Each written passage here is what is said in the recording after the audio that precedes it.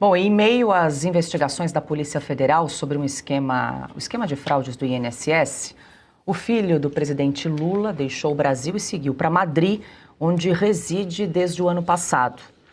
Fábio Luiz Lula da Silva é citado em apurações que investigam a atuação do empresário Antônio Carlos Camilo Antunes, o careca do INSS, apontado como operador de desvios contra aposentados e pensionistas.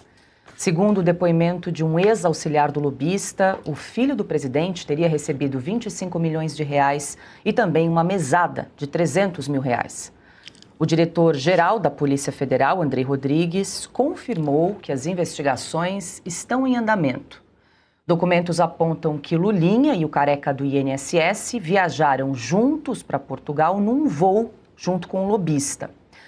Marcília, é fato que o Lulinha ainda não foi formalmente, não é formalmente investigado aí nesse caso da fraude bilionária, a gente está falando aí da ordem de 6 bilhões envolvendo fraudes aí no INSS, mas talvez por precaução não seria o caso de pedir para que ele ficasse no Brasil eventualmente para depoimentos, para ser ouvido, já que o nome dele foi citado sim durante as investigações da Polícia Federal? Sem dúvida, uma pessoa que está sendo, veja só, o Lulinha, ele está sendo investigado por tráfico de influência, está sendo investigado por lavagem de dinheiro, está sendo acusado de ser sócio oculto do careca do INSS, que agora é uma das pessoas, enfim, que mais parece corruptas do planeta. Tudo que é corrupção, de alguma forma, passa ou passou pelo careca do INSS, recebia uma mesada, um mensalão de 300 mil reais mensais, viajava com o careca para cima e para baixo, pegava voo executivo, ia para a Espanha, dormia no hotel. Olha, a relação do Lulinha com o careca é tão próxima, né, que ou eles eram sócios, ou enfim, sei lá. Se não tinham, é melhor ele se defender dizendo que eles tinham lá um romance, porque se não for isso, não tem como escapar dessa sociedade que, vamos dizer, embora aqui a gente esteja chamando de sociedade para coisa lícita. Para coisa ilícita, o nome é comparsa, não sócio. Então, a relação do Lulinha com o careca era já suficiente, ou mais do que suficiente, para fazer com que, no mínimo, ele permanecesse aqui. A gente está falando de um país que agora, no Natal, na semana de Natal e de Ano Novo, 43 réus do dia 8, presos com tornozeleira eletrônica, há uma suspeita de que eles saíram de casa, de que eles foram, sei lá, às vezes visitar a família ou algo assim, e o Moraes, na sua fúria, já mandou investigar todo mundo, decretar prisão imediata se eles não se explicarem, e etc, etc. Mas o Lulinha não, com todo esse currículo, vamos dizer assim, para não chamar isso de folha corrida, ele simplesmente foi embora do país e, segundo consta, ficará por lá um bom tempo, não tem previsão nenhuma de volta. Então a gente não pode dizer que ele fugiu tecnicamente, mas é no mínimo incriminador que uma pessoa nesse contexto saia do país sem qualquer perspectiva de retorno. Só faltava ir no avião da FAB. Eu acho que para completar a história só faltava essa. E o Lula, que disse que o seu filho, se estivesse envolvido em algo, deveria ser investigado, eu quero ver qual é a resposta do Lula a isso. Acho que se apertarem o Lula, ele vai em algum momento dizer que o filho era de um amigo ou que o filho era do Bolsonaro. Bom, e ainda sobre esse caso, o advogado Jeffrey Schichini protocolou no Supremo Tribunal Federal um pedido de prisão preventiva contra o Lulinha, o filho do presidente Lula. O requerimento foi distribuído ao ministro André Mendonça. Schichini gravou um vídeo explicando a motivação do pedido. Vamos acompanhar um trecho. Todo mundo sabe que Lulinha está atolado até o pescoço nessa fraude do INSS. Diariamente são escândalos envolvendo o seu nome, como mesada do careca do INSS, e ele passou 2025 inteiro fora do Brasil, na Espanha. Retornou agora, no fim do ano, às festividades ao Brasil, não se colocou à disposição da justiça e agora as notícias dão conta que ele está de novo saindo do Brasil. Então, para assegurar a aplicação da lei penal, para que ele não se furte de responsabilização, para que não se evada do Brasil, acabo de, nos termos do artigo 312, 313 do Código de Processo Penal, pedir sua imediata prisão preventiva. Lulinha tem que ser imediatamente preso preventivamente para que não se furte a aplicação da lei penal brasileira. Ele já tem moradia fixa fora do Brasil. Se ele conseguir fugir do Brasil, não será responsabilizado por esses crimes gravíssimos que há indícios sólidos de que está envolvido.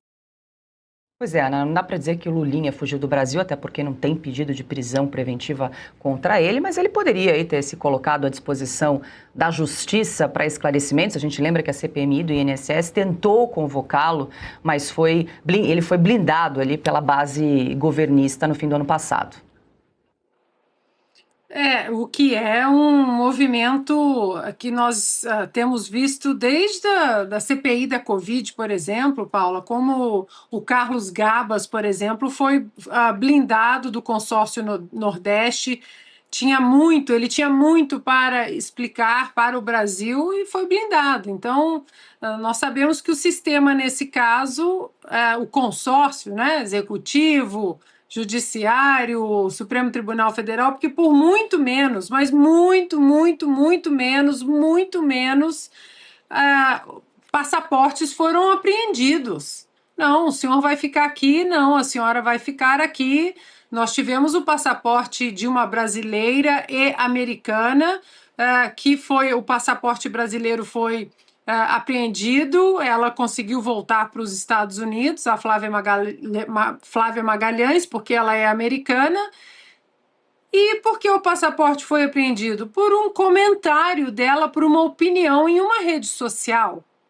Ou seja, por muito menos, passaportes foram apreendidos, diligências foram colocadas em ação, em prática.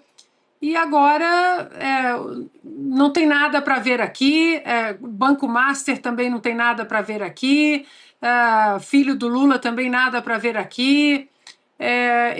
Até vendo o doutor Chiquini falar, há muita coisa ainda, ele que é um dos advogados do Felipe Martins, o próprio Alexandre de Moraes ainda não se manifestou sobre o LinkedIn, dizendo que o Felipe Martins não entrou no LinkedIn na data que foi usada como desculpa para prender Felipe Martins. Ou seja, muita coisa acontecendo que deveria voltar aos trilhos, como a gente fala lá em Minas, mas é o que o professor Marcília disse desde ontem. Qualquer boneco de posto, acho que é mais útil para alguns, né, no lugar de alguns políticos e de membros do Judiciário da Suprema Corte, porque eles não estão fazendo o seu trabalho. Não haverá investigação, vamos falar assim a verdade, nua e crua, não haverá investigação sobre o filho do Lula em nenhum esquema. Vai sair uma notinha aqui, averigou, questionou, e ele sairá livre, leve e solto para entrar e sair do Brasil, e nada vai acontecer com o filho do Lula. Nada. Até lembramos agora daquela imagem, na semana passada comentamos aqui o Marco Aurélio, advogado Marco Aurélio, que foi advogado do Lulinha, conversando ao pé do ouvido com quem? Com Andrei Rodrigues, diretor da Polícia Federal. A gente vai resgatar essa imagem na quinta-feira passada, naquele evento do 8 de janeiro, Marcília. Exatamente. Andrei Rodrigues, aliás, que era um dos cotados para o Ministério da Justiça, só para a gente lembrar que as coisas sempre podem ser piores do que são. E isso mostra, é interessante esse fato, né, dessa conversa ao pé do ouvido, né, aliás, entre o Marco Aurélio, que é um coordenador daquele grupo Prerrogativas, que não defende prerrogativas de ninguém, mas conversando ali ao pé do ouvido com Andrei Rodrigues e pedindo a ele investigação sobre vazamentos, justamente que poderiam comprometer o Lulinha, que é amigo, né, do Marco Aurélio, desse advogado. Então, quer dizer, esse fato novo, né, esse advogado conversando ao pé do ouvido, ele revela que alguma coisa provavelmente estava chegando chegando próxima do Lulinha. O Lulinha, ele não se escafedeu à toa, ele sabia muito bem do time. Veja, se o Marco Aurélio estava conversando com o diretor da Polícia Federal, é porque claramente sigilo ali não havia. Sigilo só há para nós, mas entre eles ali, sigilo nenhum havia. Provável que as investigações sobre o Lulinha avançaram ou estavam próximas de alguma medida, ou alguém chegou e falou, tá ficando difícil não fazer nada contra o Lulinha, a gente não está conseguindo segurar, é melhor ele sair fora do país, e parece que foi exatamente isso que aconteceu. Diga, Augusto. Olha, essa turma aí, falando em voz alta, eles são capazes de dizer coisas aí que dão cadeia. Quando eles põem a mão na boca, imagine o que eles não estão tratando. Eles são tão ingênuos nesse sentido, é o cara que se acha condenado à eterna impunidade, né? Que eles nem isso percebem. É uma prova visual do crime. Por que eu vou esconder o que eu estou falando se eu não estou falando alguma coisa que, no caso deles, né, estamos tratando aí de criminosos já militantes ou em potencial da cadeia. Mas eles ficam ali. E o que eu acho do filho do Lula é o seguinte: eu lamento profundamente que tenha deixado de ser contravenção aquele negócio da vadiagem. A vadiagem resolvia muito problema. Eu me lembro que quando o Collor saiu e ninguém prendia, eu comecei uma campanha dizendo, olha, é a solução ao Capone. Não dá para prender pelos que ele matou, pega aí por ter lesado o fisco. Foi o que fez a polícia americana. Aqui no Brasil, se você tivesse a lei da vadiagem, que era aquela, né, ter bom estado físico e visivelmente não fazer nada, ele mora de graça é uma imobiliária que é a única que trabalha sem escritura. É a imobiliária do Ricardo Teixeira, sogro do ministro Zanin. O Ricardo Teixeira, ele acomodou já o Lula, a família do Lula, né? E agora ele é o hospedeiro do nosso Lulinha. Ele não trabalha, ele não faz nada. Ele há algum tempo aparecia num bar em Pinheiros na sexta-feira, cheio de mulheres da vida, como se diz em Taguaritinga. Então, como pagava a conta, então não se sabe com que dinheiro. Então dava uma bela vadiagem, que é um exemplo. É um exemplo, né?